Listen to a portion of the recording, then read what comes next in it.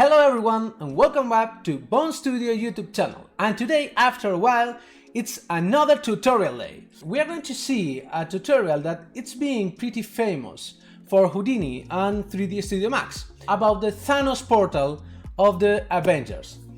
So I thought, well, in Houdini you can do that in Houdini, that is pretty clear. Well, yeah, it's obvious. In 3ds Max, thanks to Mantaflow, now you can do that pretty easily. It's not bad at all. Can we do that in Blender with Mantaflow? And the answer is a plain yes, we can do that. As you can see here, you can see the smoke simulation, and I can scrub the timeline. It's going to take a while. And this speed is thanks to Eevee, of course. So we have Mantaflow simulation, Mantaflow smoke simulation, and Eevee as our render engine. So this is what we are going to see today. So let's go to a clean scene. So we have a scene with several objects. We can ignore this sphere, but we have our light setup that we are going to hide right for now, and we have our domain that is just a box with our Mantaflow configuration, but I'm going to remove this because we are going to configure this from the ground up. And we have a torus particle, and it's called with the fluid, obviously the Mantaflow too, but this is called torus particle because we are going to use a particle system as a Mantaflow source, as a fluid source. Also we have a torus effector that if you check in the FX tab, we have a force field configured with it. I'm going to delete it also because we are going to configure everything from the ground up. And we have our camera. That's it. It's everything we need. So we have a small animation in both torus. Okay, if I press play, you can see that I made a small animation just to give a bit of growth to the smoke simulation, like the portal is appearing from nowhere. And we make a simple growth too for the secondary torus, because this is going to be the attractor, so the particles that we are going to use as source get attracted to that torus, so we get some kind of tunnel, the Thanos portal. So that's it. This is the animation. You can do the animation whatever you want, no matter. It's not important. And now we're going to configure our particles. We go to Particles tab, we add a particle system, and then we have this. And you will say, hey Juan, you don't have gravity here. Yes, I don't have gravity. Why the gravity is not affecting me? Because I disabled it in the Scene tab. Okay, by default you have gravity enabled in the Scene tab, and you will get your particles falling, but I don't want the world gravity. Okay, why? Because if I want gravity, I can create a force field to simulate gravity, but in this case I don't need gravity. So if I press play, I can say this is not bad, but it's not useful at all. So let's start by adding a lot more particles. So for example 1000. Okay, and now as you can see the particles are a bit chaotic, and what I need is the particles to go from here to here, okay, and form a tunnel. So we are going to add a force. We don't need to touch barely anything here. We can even increase the number of particles. Later we will increase the number of particles. Let's increase the lifetime, that's important, just in case we want a bit longer simulation. So faces we can emit from volume, not a big difference in this case because the torus is small, it's thin. So we can go here to velocity, and we can define our initial velocity. You could think that we can give the initial velocity a negative value in the y-axis, right? We can go here and press and write -5. Okay, no, a positive value. 5. No, minus 5. That's it. And then we get more or less that effect, right? No, but that is not correct, because what we want is the particles to go out, like they are forcing out, to like opening something, and after they go out, they are sucked down, sucked in the inner part of the tunnel and to the back part of the simulation. So with this effect, we are not going to get anything of what we want. So we're going to give the particles a bit of force forward. So we're going to press to write 2 meters per second, for example. Okay, that's okay. Maybe it's too much. Let's go to 0.5 meters per second. Okay, that's okay. We can experiment with object velocity and other things. For example, we can see 0.3. As you can see, we get some kind of swirling because of the animation of the torus. And we can randomize this to 0.7. So we get a bit more chaos in the speed of the particles. We don't need rotation, because our particles are not going to be objects. They are going to be just particles that we are going to use to emit smoke, but that's it. So we don't need rotation. And the physics are okay. You can change to fluid if you want to experiment a bit more with different shapes and different effects, but Newtonian, it's okay. And we are going to add a bit of drag and a bit of damp. You should always add a bit of drag and damp. If you add Brownian, what you are going to get is more chaos. So use Brownian wisely, but you can always enable and you can always increase drag and damp to avoid the particle system going crazy.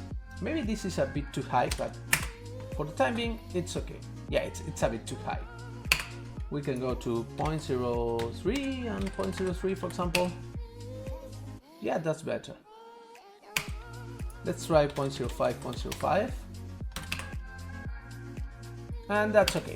And then the particles are, the speed particles are removed. The speed of the particles are removed. Sorry for that. Okay, now we go the midpoint. Okay, if you are going to use the fluid system, the fluid physics system, you will want to use Berlet. I think it was, yeah, Berlet. And you will want to increase subframes. We're going to use 4 subframes anyways, but you will want to increase subframes. You can leave Berlet or Euler or whatever you want, because this is a simple particle simulation, so you are not going to get many problems. Okay, now we have the first part. Now what we need now is the force that is going to suck the particles in the inner part of the tunnel. So for that, we are going to use the actual force field settings in the particle system, and in type 1 we are going to enable charge. And the charge, what it's going to do, the charge, is that we are going to give a positive value to one part of the force field, to the particle system, for example, and we are going to define the second torus as a negative value.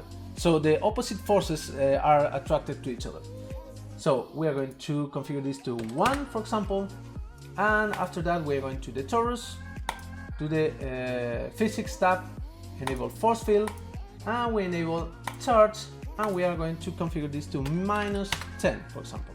And we can check, and you see what is happening here. Okay, so let's go to -1.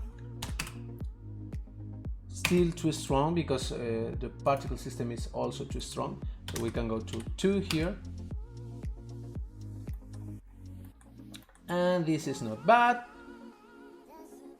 We can give a bit more speed forward to the particle system. So in this case right now we can try with 2.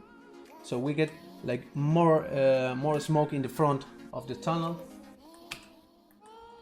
And as you can see, the tunnel is like being formed because the second torus is scaling after the first torus. Okay, it's not bad. Let's increase a bit the simulation time. Now we can maybe increase a bit the speed, not too much, because if we increase the speed too much, we are going to get a crazy smoke simulation. So we want to maintain the speed not too slow, but not too fast. So, but we are not going to change the speed in the particle system itself, the velocity in the particle system. Rather than that, we are going to increase the value of the force field setting. So we are going to increase to 3. That's better. And in the second torus, we can also increase it to -2. This is a bit too much, I think. So -1.2. This is not bad. Now we get a bunch of particles being stuck here around the second torus. So this is going to give us like blobs in the back part of the simulation. We don't want that. To avoid this, we can simply reduce the life of the particle system. It's the easiest way, or you can try to play with another forces and you can do whatever you want in that part. Be creative with this. So we can go to the particle system and we're going to reduce the lifetime of the particles. So for example, we are at frame 45. So lifetime 45. Too much, frame 40. And let's give 10 frames of randomness to the particles.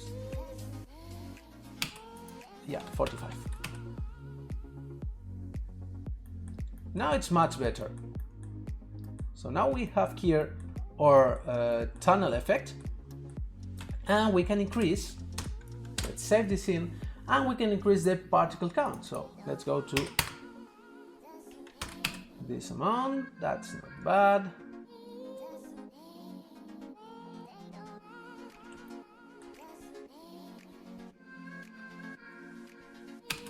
Okay, if there are too many particles going crazy, maybe it's because we are playing back and it's not doing all the calculations needed to keep it stable. So we can bake the simulation and it's going to be more stable.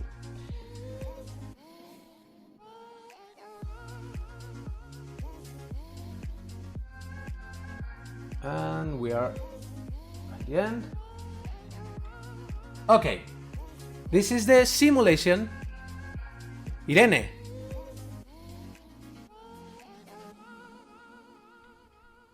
Okay, this is the simulation. And as you can see, when we use the bake system, the cache system, there's no crazy particles flying around. We got a stable system. And this is because we used subframes and we changed the physics engine to we left Newtonian. The integration system, we changed it to Berlet. That is one of the most stable integration systems. So 4 subframes and in Berlet, and we get a pretty good effect. Okay, now we can keep playing with particles and give particles more movement and more effects, but right now we are ready to do our first Mantaflow simulation. So let's go here, everything is baked, we are going to save the scene, and now we are going to define, let me remove, well, we can leave the material, the shader. Let's go to the physics tab and let's add fluid to the domain. Okay, it's just a box. Be sure to apply the scale. So we have 111 as the scale of the domain. So we go to type, domain, gas, and that's pretty much. We can play with some more things here, but that's pretty much it. We don't need to do much more. Let's try just 32 subdivisions for the sake of this tutorial, for the sake of the recording, but you should use around 100 to 128 as a minimum. And if your computer can, you should go farther. You should go to 200 subdivisions or something like that. So let's configure the cache folder in cache empty. It's my scene name. So, okay. I have everything configured, and let's create a bit of dissolve, so the smoke disappears after some frames. So since we told the particles to die after 45 frames more or less, between 35 to 55, we're going to give the dissolve time to, I think 35 is going to be alright, because we're going to enable slow, so the smoke is not dying suddenly, but is slowly fading out. So that's okay, it's enough for the time being. So now we go to the torus and we enable fluid, and we go to flow. Instead of geometry, we define the flow type to smoke, and we need to configure it as inflow. And in the source here, in flow source, we need to define the particle system as our flow source, and the particle system that we want as source, that in this case is this one. We can change the name, Thanos portal system, and we can go to the physics tab, and here you can see Thanos portal system as our source particle system. Okay, we can leave the set size. We can play with this and modify it to change the aspect of the smoke emitted by the particles, but right now we are going to leave it by default, as default. And now we need to apply initial velocity. Why? Because we need the smoke to have the velocity of the particles that are emitting the smoke. So 1 is going to be a bit too high, so I think 0.25 is going to be okay. And now that's it, we can try how it goes. So let's simulate. Now I will leave this to simulate, and I will come back when this is ready. Okay, so here we are again. The simulation has ended, but in the meantime I had to do some adjustments to the scene, to the simulation, because it was taking too long to simulate the smoke. So what did I change? Let me hide the domain for the time being, and if we check the particles, you can see that the particle count is lower.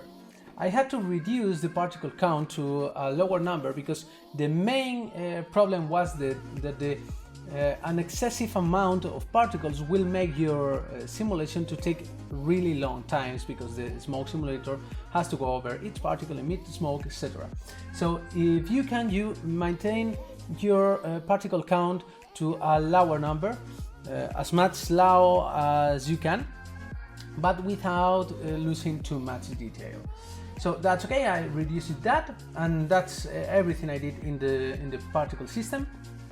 So we can hide the particle system now, and also the torus, and we can show our domain. Let's show our domain, and here we have the simulation. We can press play, and here we have it. As you can see, we have a pretty cool effect, like like if the portal is being open and is being created with this movement, with this swirl movement. And then we have the portal. We can check here, you can see let's remove this. You can see that it's actually a tunnel. If we go if we go to the render mode in Eevee, we can see how it looks in render mode, and we will see the shader. But before, I'm going to show you some adjustments I did also to the smoke simulation itself. If we go here, I did several things. For starters, I increased the resolution from 32 to 64, because 32 was giving me a voxel too big to be used, and it was too blocky.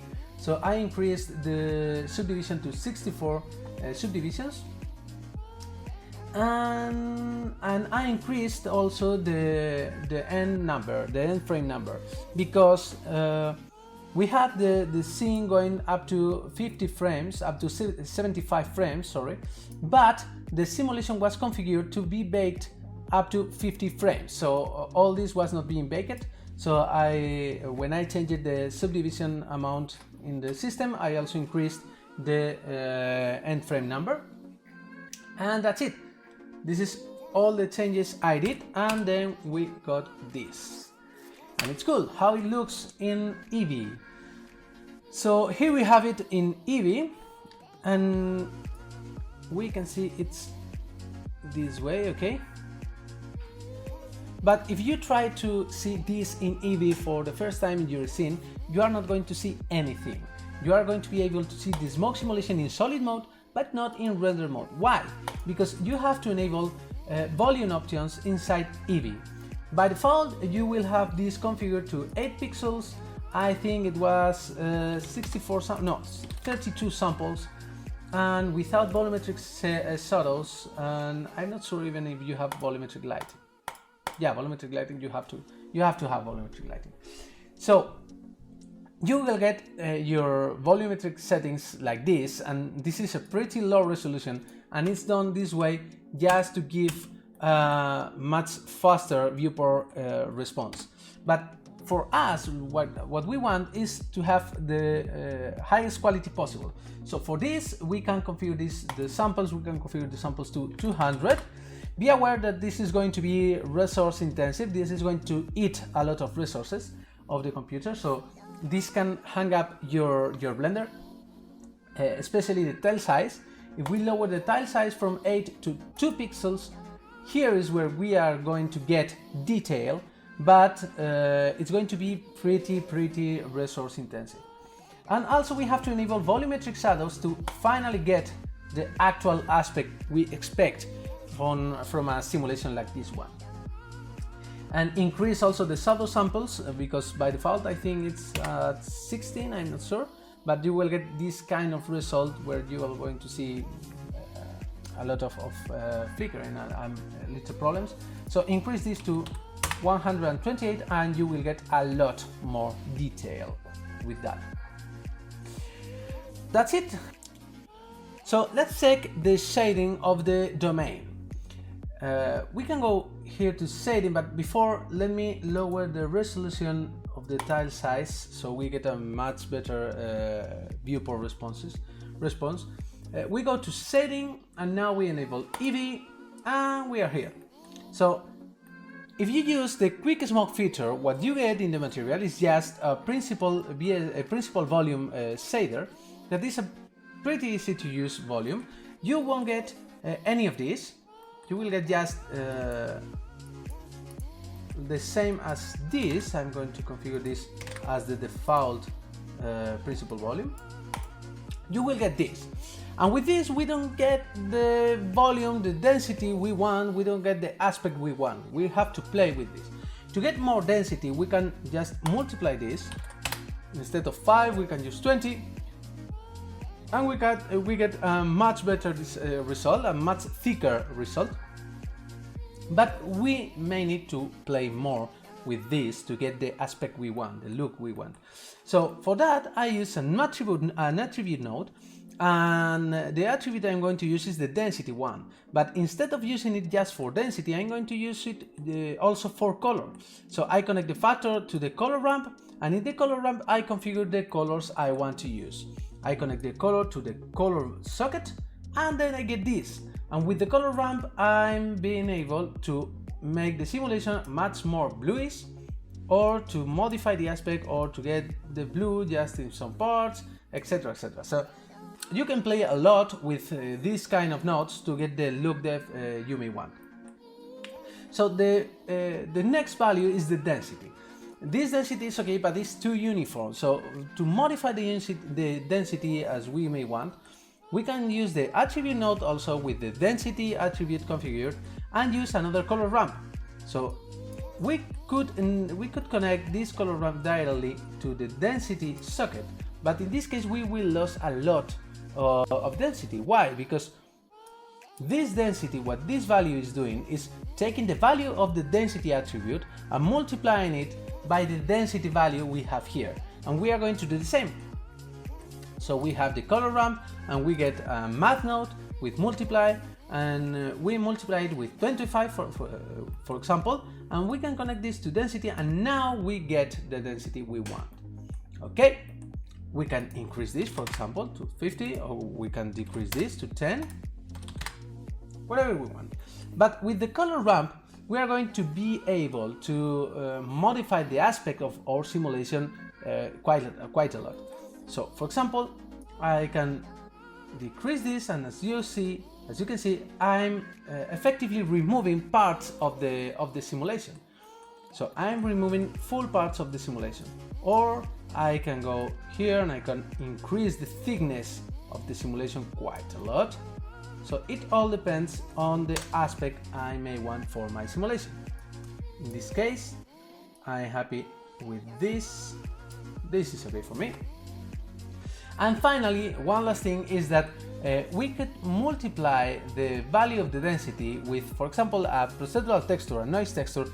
This is not giving me very good results in this simulation, but you may try different nodes, try to multiply things, to multiply the value of the density with different nodes, the noise texture, the mass wave, or any other node you may think about, and check what aspects you can, what looks you can get modifying this kind of value, the density value. So I'm going to connect this here, and that's it. Now, the next thing is the anisotropy. The anisotropy will define how the light is scattered inside the volume. If I go to a value of 1, the light is going to be scattered towards the back of the volume. But if I go to a value of -1, the light is going to be scattered towards the front of the volume. So in this case, a value of -0.6 was the good one for me. It's just a personal preference. After that, we have absorption color. It's kind of subsurface scattering. So we can go here and we can increase this. And as you can see, check this part of the simulation. You can see how the light is going to be scattered much more, even when the simulation is thick.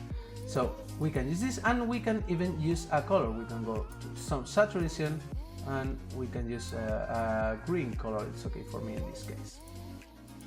So that's okay.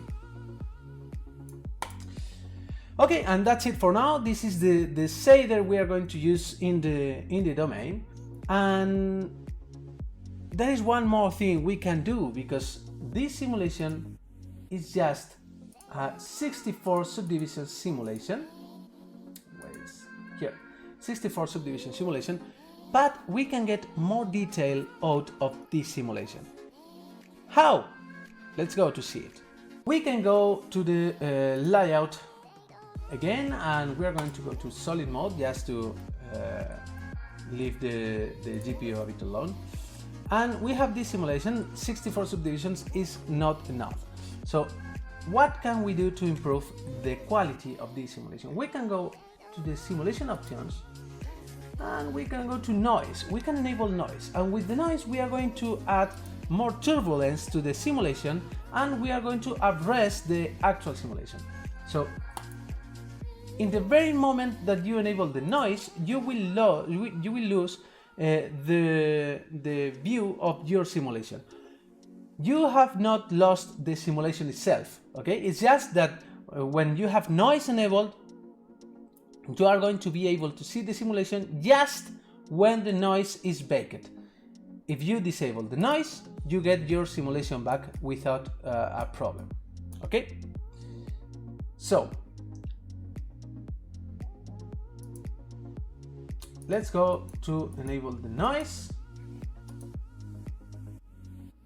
Oh, okay. Let's go to enable the noise. And we are going to configure the uprest factor, for example, to 3, it's okay.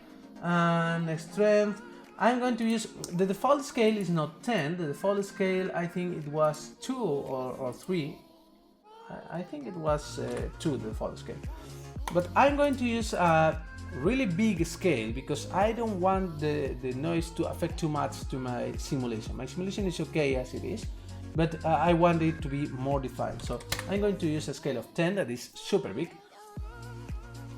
And the strength to 1, it's okay, and the uprest factor to 3. So now I'm going to bake the simulation, and I will be back as soon as we have this. So let's go to bake. So I'm back. The noise is already baked, and we have our Thanos portal ready to go. We can see the playback of the simulation in solid mode. It's pretty cool. You can see how the upracing of the simulation has removed the blocky aspect of the smoke in some cases. So This is the result right now. And that's it. This is how you can create the Thanos portal with, or the Thanos Gate with Mantaflow and Blender. Other details can come in later, like the small lightning bolts and some things that they are easier to do. But the main thing is how fast and how effectively you can create a smoke simulation like this in Blender with Mantaflow. If you like this, please press the like button, subscribe to the channel, press the little bell, because when I do live streamings I usually don't say it with too much time ahead. So press the little bell, and thank you for watching. See you in the next tutorial. Bye!